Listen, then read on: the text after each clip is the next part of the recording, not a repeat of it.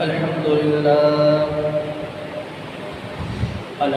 لله نحمده ونستعينه ونستغفره ونعوذ بالله من شرور أنفسنا ومن سيئات أعمالنا من يهده الله فلا مضل له ومن يضلل فلا هادي له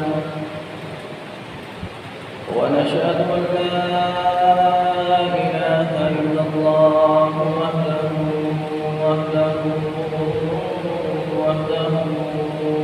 لا شريك له وأشهد أن محمدا عبده ورسوله اللهم صل على محمد وعلى آل محمد كما صليت على إبراهيم وعلى آل إبراهيم إنك حميد مجيد اللهم بارك على محمد وعلى آل محمد كما باركت على إبراهيم وعلى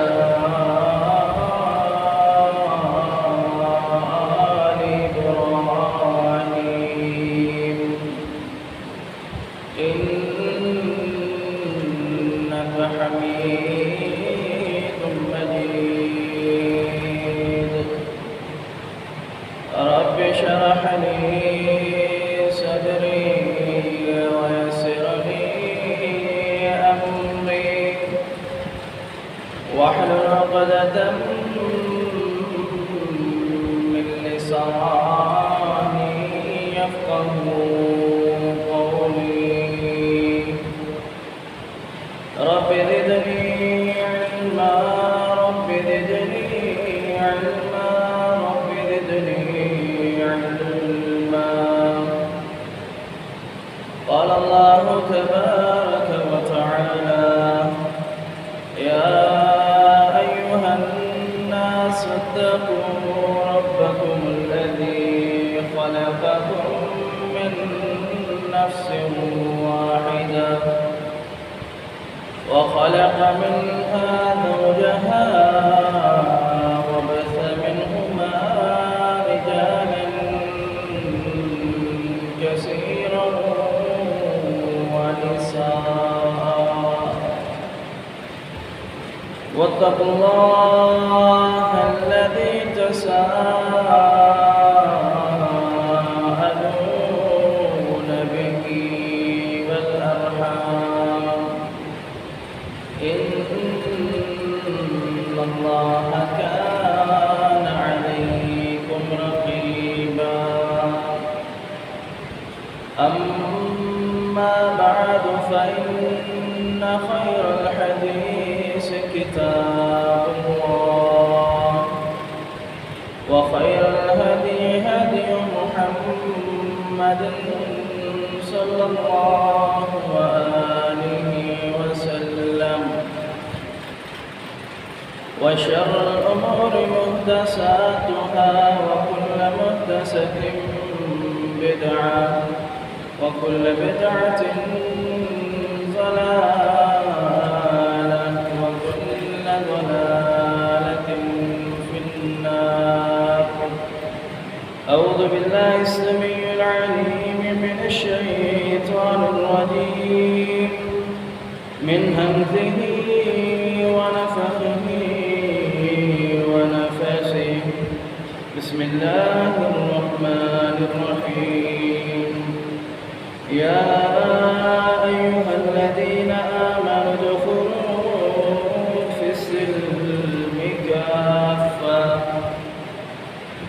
وقال النبي صلى الله عليه وسلم حق المسلم على المسلم 6 إذا لقيته فسلم عليه۔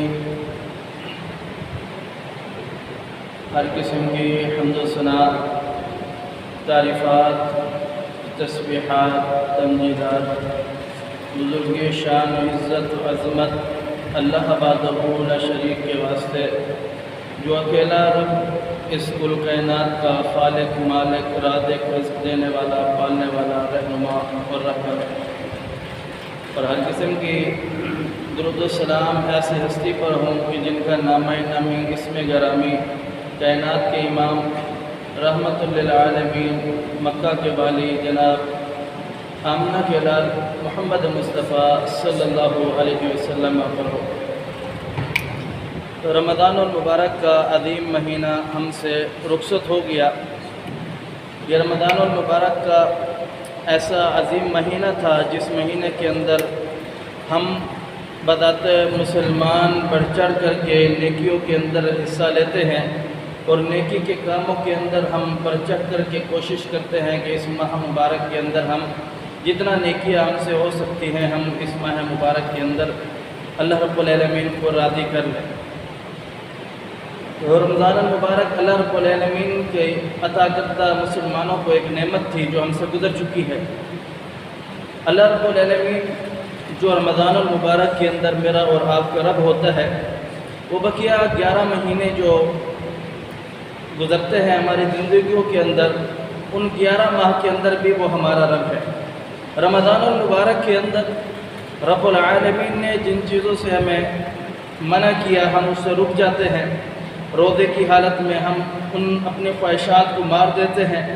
اسی طریقے سے اللہ رب العالمین نے بے شمار خواہشات، بے شمار کام باقیہ زندگی کے اندر بھی منع فرمائے ہیں، انہیں بھی ہم سے ان کاموں سے بھی رک جانا چاہیے ہمیں، کیونکہ اللہ رب العالمین وہی ہے، دین وہی ہے، اسلام وہی ہے، قرآن وہی ہے، ہم ایمان جس پر لے کر کے آئے ہیں وہی چیز ہے۔ پھر ہم رمضان المبارک کے اندر جس طرح نیکیوں کا اہتمام کرتے ہیں، اسی طریقے ہمیں بقیہ اپنی پوری زندگی کے اندر اللہ رب العالمین سے ڈرنا چاہیے اور نیکیوں کا اہتمام کرنا چاہیے۔ اس میں ایک بہت بہترین اور بڑی جو نیکی ہے، رمضان المبارک میں ہم بڑے اعمال کرتے ہیں، اللہ رب العالمین کو راضی کرنے کی کوشش کرتے ہیں، اور یہ اتنا عظمت والا مہینہ تھا کہ جس کے اندر چھوٹے چھوٹے عمل بھی اللہ رب العالمین کہیں سے بڑھا دیتا ہے۔ اور اس ماہ مبارک کے اندر جو کی ہوئی نیکیاں ہیں، کیا ہماری ایسا نہ ہو کہ جو بقیہ 11 مہینے ہیں وہ نیکیاں ان 11 مہینوں کے اندر ضائع ہو جائیں۔ ہم اس خطبہ جمعہ کے اندر آج حقوق العباد کے حوالے سے گفتگو کریں گے، کیونکہ حقوق العباد ایک اللہ رب العالمین نے فرمایا کہ میں چاہوں اپنا حق معاف کر دوں، اگر میں اس وقت تک بندوں کا حق معاف نہیں کروں گا جس وقت تک بندہ اپنا حق خود معاف نہیں کرے گا۔ یعنی دنیا کے اندر اپنا کھاتا جو اپنے معاملات ہے اس معاملات کو، اس کھاتے کو کلیئر کر کے آؤ جب میرے پاس آؤ۔ یہ وجہ ہے کہ جناب رسول اللہ صلی اللہ علیہ وسلم جب اپنے آخری ایام گزار رہے تھے، پیارے حبیب پیغمبر علیہ السلام ایک دن آئے اور ممبر پر کھڑے ہوئے، اور آپ علیہ السلام نے اعلان کیا کہ کوئی شخص ہے جس شخص کو مجھ محمد کریم صلی اللہ علیہ وسلم سے تکلیف پہنچی ہو، اگر کسی شخص کو مجھ محمد کریم صلی اللہ علیہ وسلم کی وجہ سے تکلیف پہنچی ہو تو وہ آئے مجھ سے بدلہ لے لے، ورنہ اللہ رب العالمین کی رضا کی خاطر مجھے معاف فرما۔ تو محمد کریم صلی اللہ علیہ وسلم جو اس کائنات کے سب سے افضل، اعلیٰ، عزت والے، عظمت والے اور ان سے بڑی کوئی اہمیت اور عزت والی شخصیت ہے ہی نہیں، اور اتنا عظمت والے کہ جو جن کا شب و روز، جن کا رات اور دن، جن کی صبح اور شام ہمیشہ اللہ رب العالمین کی اطاعت میں گزرتی ہے، جو معصوم عن الخطا ہے، جو گناہوں سے پاک ہے، وہ بھی اللہ رب العالمین کے حکم کو بجا لاتے ہوئے اس بات کو دنیا پر واضح کر دینا چاہتے ہیں کہ اے ایمان والو، اللہ رب العالمین کے پاس جب آؤ تو اپنے حق پورے ادا کر کے آؤ۔ یہ نہ ہو کہ تمہارے نمازیں بہت ہو، اللہ رب العالمین کے پاس جب آؤ تمہارے نیکیاں بہت ہو، اللہ رب العالمین کے پاس جب آؤ تم نے لوگوں کے حقوق مارے ہو اور تمہاری وہ نیکیاں مسمار کر دی جائے، ختم کر دی جائے۔ ایسا نہ ہو، جب اللہ رب العالمین کے حضور آپ پیش ہو جاؤ تو ایسے آؤ کہ اللہ رب العالمین کو راضی کرنے کے لیے جو آپ نے نیکیاں کی ہیں وہ اللہ رب العالمین کے ہاں آپ کو کام آئے، فائدہ دے۔ رسول اللہ صلی اللہ علیہ وسلم کھڑے ہوئے، آپ نے فرمایا کہ کوئی شخص ہے جس کو میں نے تکلیف دی؟ تو ایک صحابی اٹھا اور کہنے لگا اللہ کے رسول، کوئی جنگ کا معاملہ تھا، آپ کی وجہ سے مجھے ایک چھڑی لگی تھی آپ کی۔ تو آپ علیہ السلام نے فرمایا آؤ بدلہ لے لو۔ پیارے ابھی پیغمبر علیہ السلام نے جب یہ فرمایا کہ آؤ بدلہ لے لو، اس صحابی کے سوال کرنے پر تمام صحابہ کرام حیران اور پریشان ہو گئے کہ یہ کیسا انسان ہے جو رسول اللہ صلی اللہ علیہ وسلم سے یہ کہہ رہا ہے کہ آپ سے بدلہ لینا ہے۔ تو کہنے لگا یا رسول اللہ، جس وقت آپ کی چھڑی مجھے لگی تھی اس وقت میرے جسم پر قمیض نہیں تھی۔ تو پیارے حبیب پیغمبر علیہ السلام نے اپنی قمیض اوپر اٹھائی اور اس شخص نے آ کر کے نبی کریم صلی اللہ علیہ وسلم کے پیچھے جو مہر نبوت تھی اسے چوم لیا۔ یہ اس کا اور اس کے رب کا معاملہ یہاں بتانا رہا۔ یہ مقصود ہے کہ حقوق العباد کی بڑی اہمیت ہے۔ رسول اللہ صلی اللہ علیہ وسلم بھی فرما رہے ہیں کہ اگر مجھ محمد کریم صلی اللہ علیہ وسلم سے کسی شخص کو تکلیف پہنچی ہو، ایذا پہنچی ہو، تو وہ بھی مجھ سے اس دنیا کے اندر اپنا معاملہ پورا کر لے۔ روز قیامت وہ یہ نہ لے کر کے آئے کہ پیارے حبیب پیغمبر علیہ السلام کی وجہ سے مجھے کوئی تکلیف پہنچی ہے۔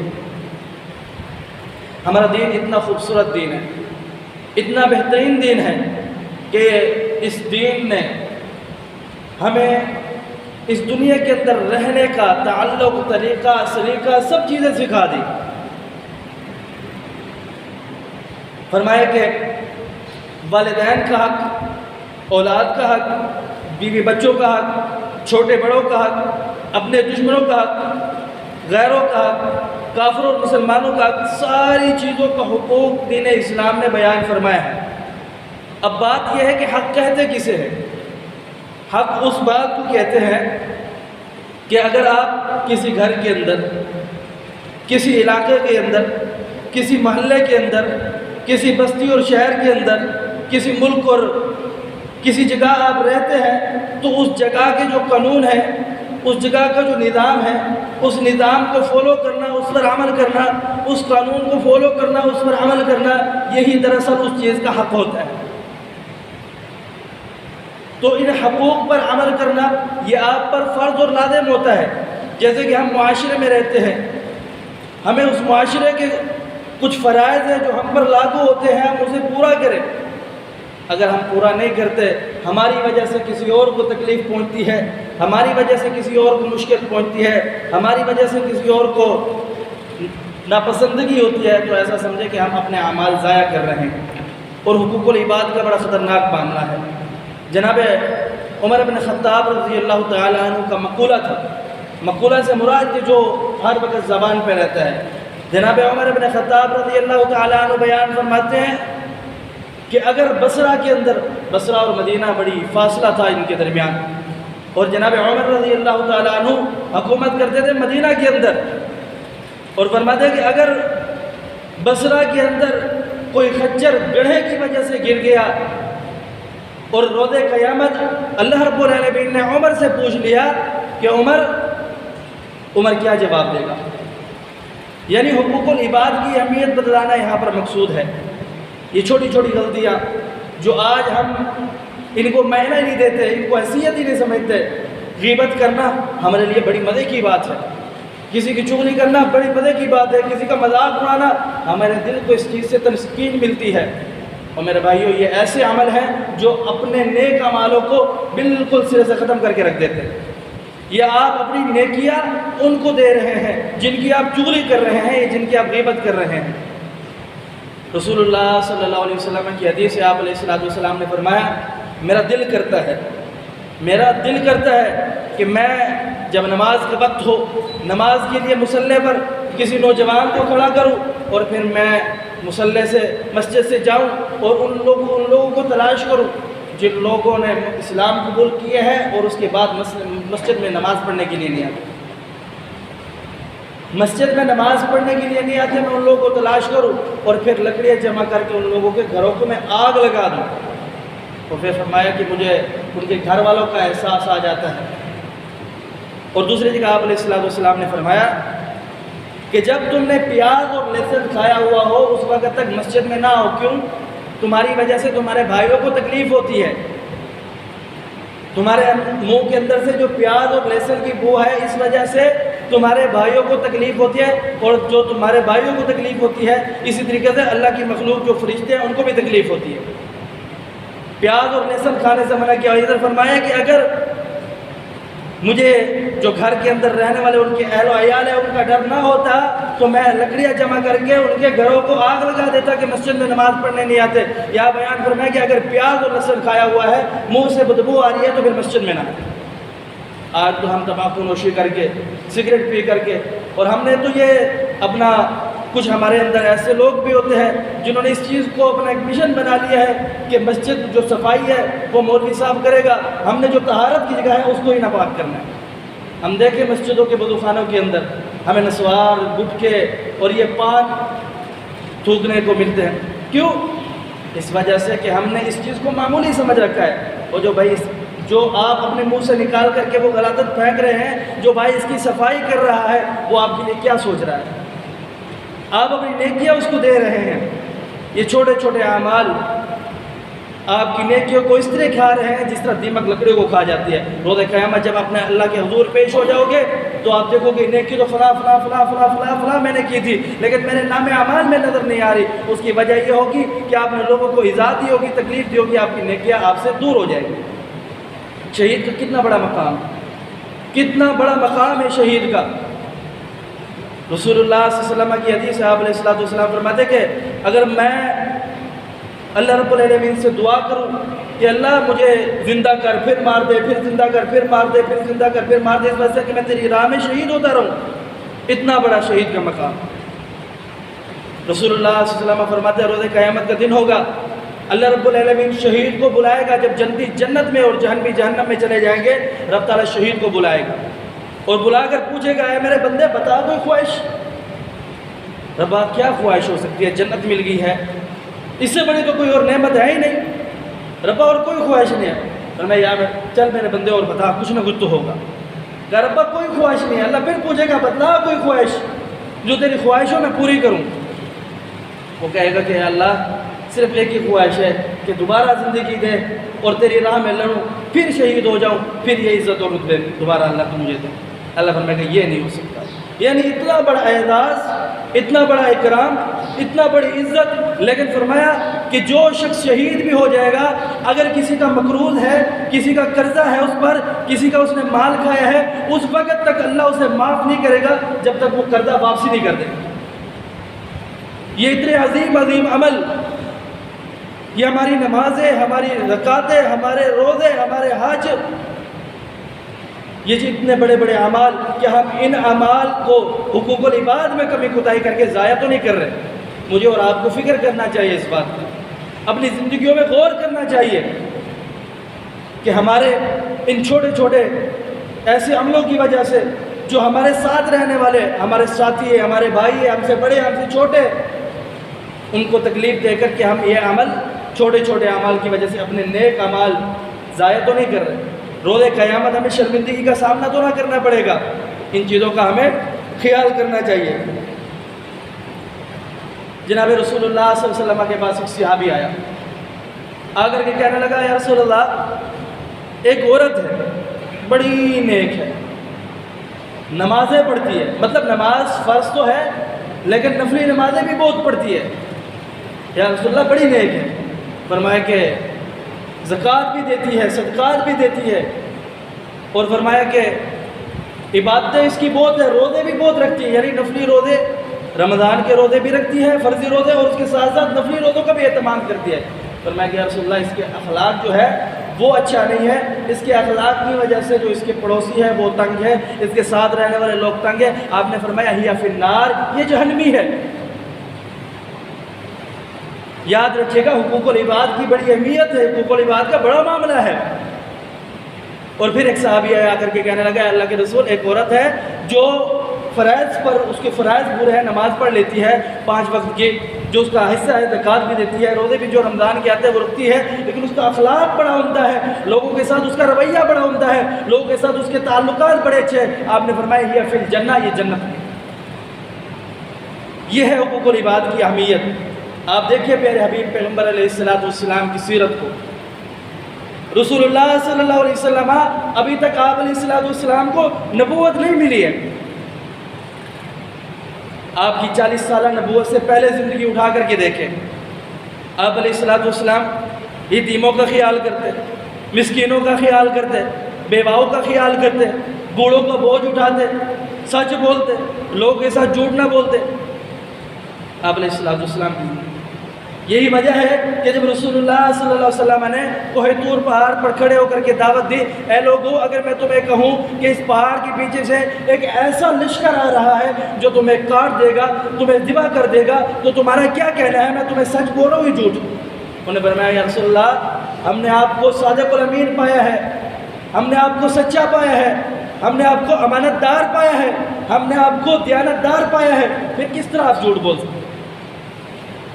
یعنی آپ علیہ الصلوۃ والسلام کی زندگی ہمیں یہ سبق دے رہی ہے کہ حسن سلوک سے پیش آؤ، حسن سلوک کے ساتھ، اچھائی کے ساتھ پیش آؤ۔ یہ ہمیں آپ علیہ الصلوۃ والسلام کی زندگی سبق دے رہی ہے۔ یعنی آپ کو نبوت سے پہلے بھی آپ علیہ الصلوۃ والسلام ان حقوق العباد کا اہتمام کیا کرتے تھے اور خیال کیا کرتے تھے۔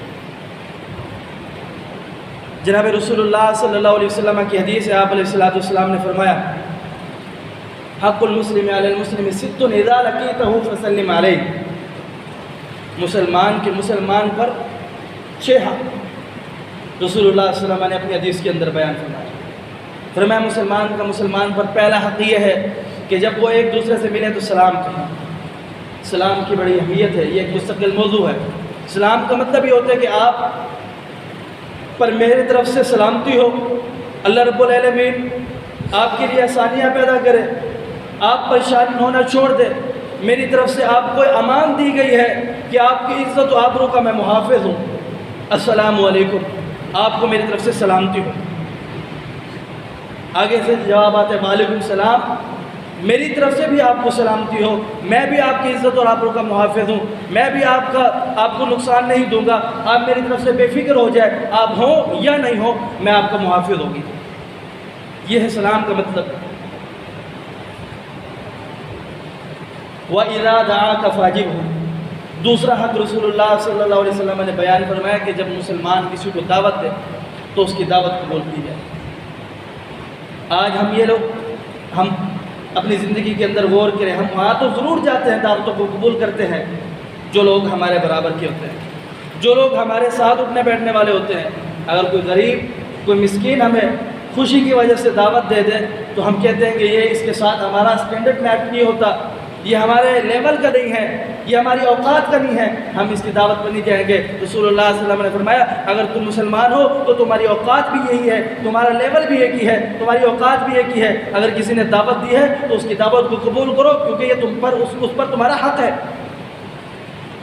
فرمایا کہ وَإِذَا اسْتَنصَحَكَ فَانصَحْ، جب کسی کو چھینک آ جائے تو اس کے چھینک کے اندر وہ جب الحمدللہ کہے تو آپ اس کو جواب دو یرحمک اللہ، یرحمک اللہ، آپ اس کو جواب دو الحمدللہ۔ اس کا مطلب ہے کہ تمام تعریفیں اللہ کے لیے، یرحمک اللہ، اللہ آپ کو معاف فرما دے۔ پھر جس کو چھینک آئی ہے وہ جواب دے یہدیکم اللہ ویصلح بالکم، اللہ رب العالمین آپ کو ہدایت دے اور آپ کے دنیا اور آخرت کے تمام معاملات کو درست کر دے۔ کتنے چھوٹے چھوٹے عمل ہیں اور اس کے اندر کتنی بہترین دعائیں ہیں۔ یہ اللہ رب العالمین کی ذات کسی وقت بھی انسان کی یہ جملے کو قبول فرما دے۔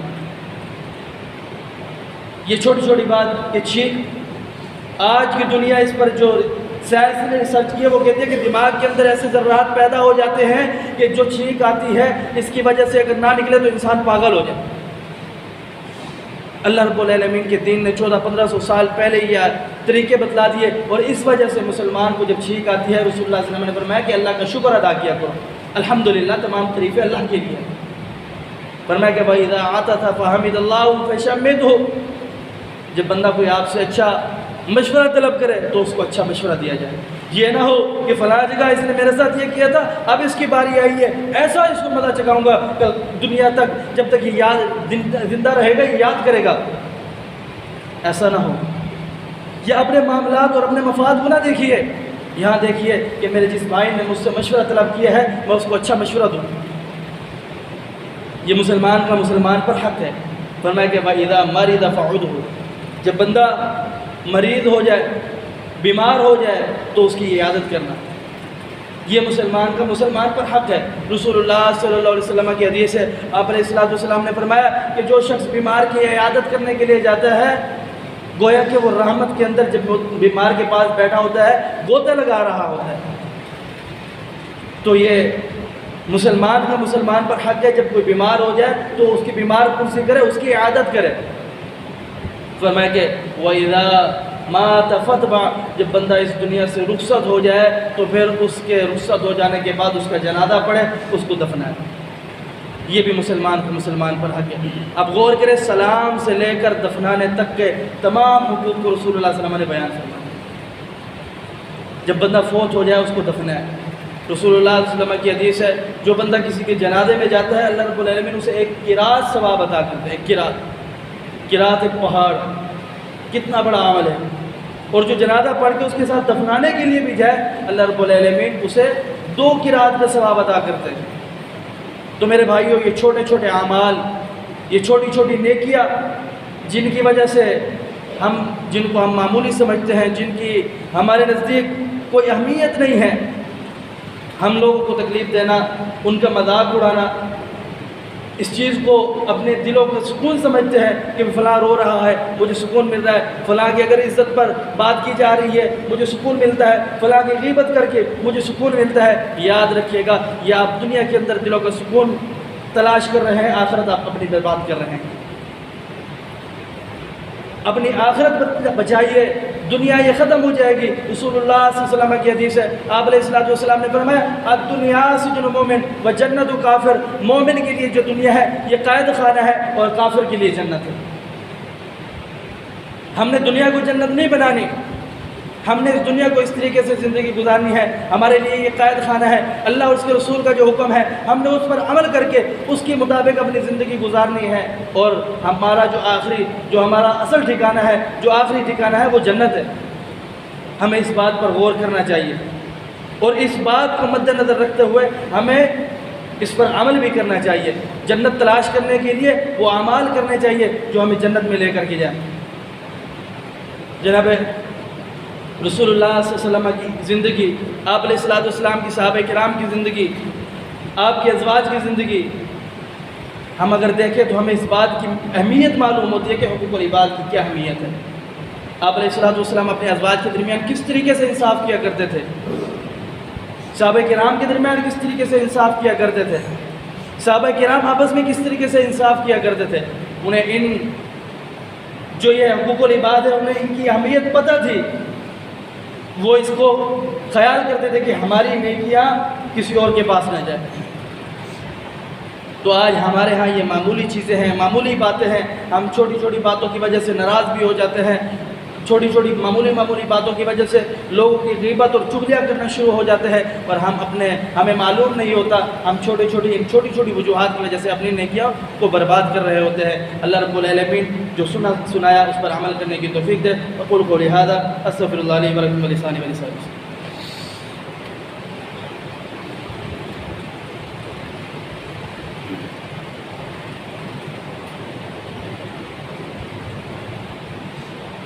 الحمد لله نحمده ونستعينه ونستغفره ونعوذ بالله من شرور أنفسنا ومن سيئات أعمالنا، من يهده الله فلا مضل له ومن يضلل فلا هادي له، ونشهد أن لا إله إلا الله وحده لا شريك له، وأشهد أن محمدًا عبده ورسوله۔